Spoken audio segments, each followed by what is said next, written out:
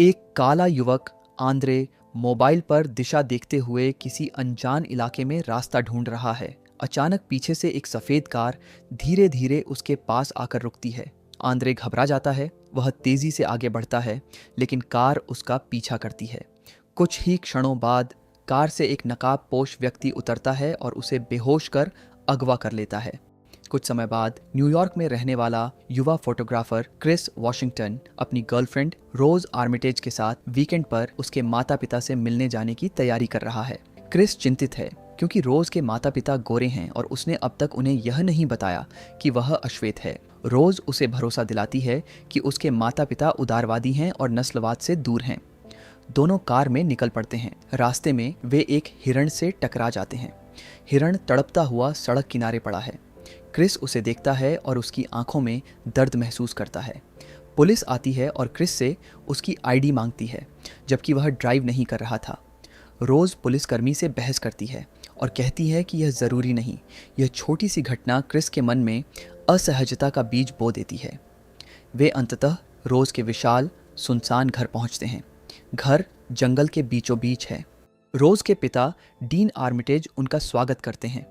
वह बार बार यह जताने की कोशिश करते हैं कि वे नस्लवादी नहीं हैं। वे कहते हैं कि अगर वे वोट दे पाते तो तीसरी बार भी ओबामा को वोट देते। उनकी बातें बनावटी लगती हैं। रोज की माँ मिस्सी, जो एक हिप्नोथेरेपिस्ट हैं, क्रिस से मिलती हैं। घर में दो नौकर हैं, जॉर्जिना और वॉल्टर, जो दोनों अश्वेत हैं, लेकिन उनका व्यवहार अजीब और यांत्रिक है। रात के खाने के दौरान रोज का भाई जेरेमी भी आता है। वह शराब के नशे में क्रिस से उसके शारीरिक गुणों और ताकत के बारे में असहज सवाल करता है। क्रिस को लगता है कि सब कुछ सामान्य होते हुए भी कुछ बहुत गलत है। रात को वह सिगरेट पीने बाहर निकलता है। वह देखता है कि वॉल्टर पूरी रफ्तार से उसकी ओर दौड़ रहा है, लेकिन आखिरी क्षण में मुड़ जाता है। जॉर्जिना खिड़की में अजीब ढंग से खड़ी मुस्कुरा रही है। क्रिस घबरा जाता है। वह अंदर लौटता है, लेकिन नींद नहीं आती। मिस्सी उसे अपने कमरे में बुलाती हैं और हिप्नोसिस के जरिए उसकी सिगरेट की लत छुड़ाने की पेशकश करती हैं। क्रिस अनिच्छा से मान जाता है। मिस्सी चाय का कप हिलाते हुए चम्मच की आवाज़ से उसे ट्रांस में ले जाती है। वह खुद को एक अंधेरे गहरे स्थान में गिरता हुआ पाता है, एक ऐसी जगह जहां वह सब कुछ देख सकता है, लेकिन अपने शरीर पर नियंत्रण नहीं रख सकता। वह चीखता है, लेकिन उसकी आवाज़ बाहर नहीं पहुंचती। सुबह उठने पर उसे लगता है कि यह सपना था, लेकिन उसके भीतर डर की एक परत जम चुकी है। अगली सुबह क्रिस को पिछली रात की घटना धुंधली याद है, लेकिन वह खुद को पहले से अलग महसूस करता है। उसे आश्चर्य होता है कि सिगरेट पीने की इच्छा पूरी तरह गायब है। वह समझ नहीं पाता कि यह कैसे हुआ। घर में अजीब शांति है। थोड़ी देर बाद रोज बताती है कि आज उनके घर पर एक पारिवारिक मिलन समारोह है। क्रिस सोचता है कि शायद यह सामान्य सामाजिक आयोजन होगा, लेकिन जैसे जैसे मेहमान आने लगते हैं उसे माहौल और भी अजीब लगने लगता है। ज़्यादातर मेहमान उम्रदराज गोरे लोग हैं, जो क्रिस को उत्सुक निगाहों से देखते हैं। उनकी बातें शिष्टाचार से भरी हैं, लेकिन उनके सवाल असहज कर देने वाले हैं। कोई उसके शरीर की बनावट की तारीफ करता है, कोई उसकी त्वचा के रंग की चर्चा करता है, तो कोई पूछता है कि क्या काले लोग सच में बेहतर एथलीट होते हैं। ये सब सुनकर क्रिस के भीतर बेचैनी बढ़ती जाती है।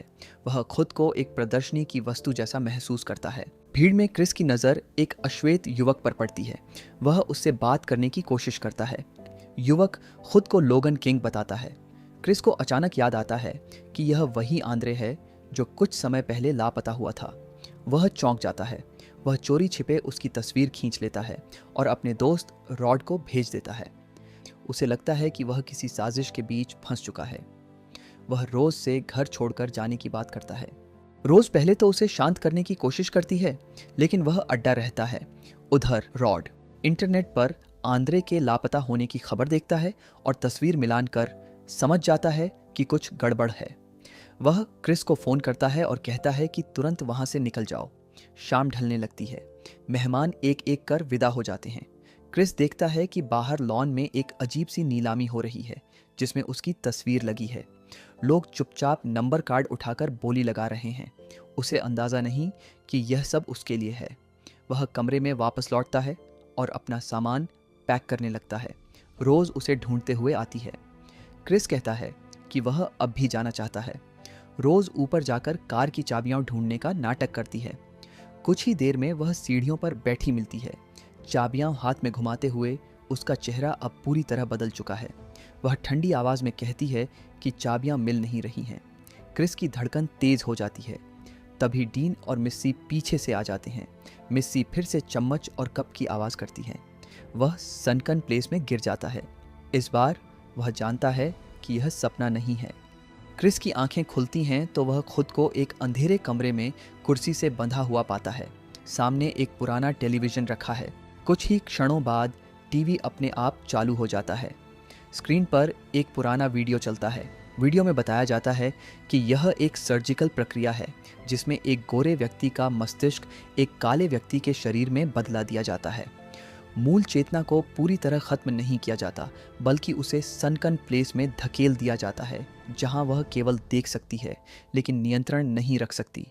क्रिस के रोंगटे खड़े हो जाते हैं। उसे समझ आ जाता है कि आंद्रे और बाकी नौकरों के साथ क्या हुआ था। वे असल में वे लोग नहीं हैं जो दिखते हैं, बल्कि उनके शरीर में किसी और की चेतना है। वीडियो खत्म होता है और कमरे में सन्नाटा छा जाता है। कुछ देर बाद जेरेमी अंदर आता है। डीन नीचे ऑपरेशन की तैयारी कर रहा है। मिस्सी पास आती है और तभी क्रिस अचानक उठकर उसे जोर से मारता है। वह गिर जाती है। वह नीचे जाता है जहां डीन ऑपरेशन थिएटर में इंतजार कर रहा है।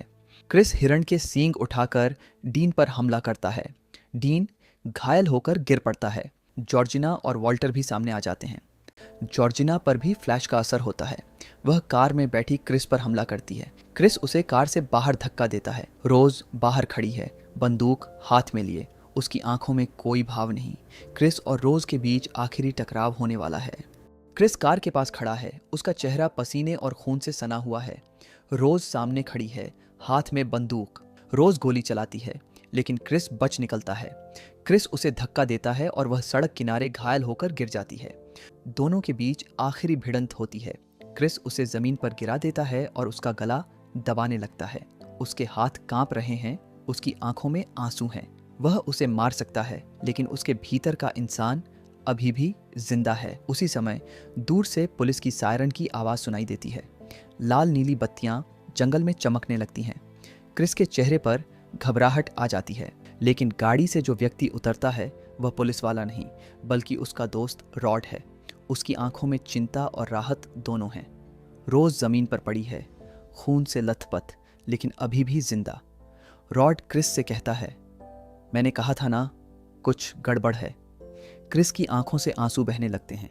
उसके भीतर जमा हुआ डर और दर्द आखिरकार बाहर आ जाता है। इस तरह रोड उसे बचाकर ले जाता है और रोज के परिवार का अंत हो जाता है। यदि आपको वीडियो पसंद आई हो तो लाइक करके चैनल को सब्सक्राइब कर दो।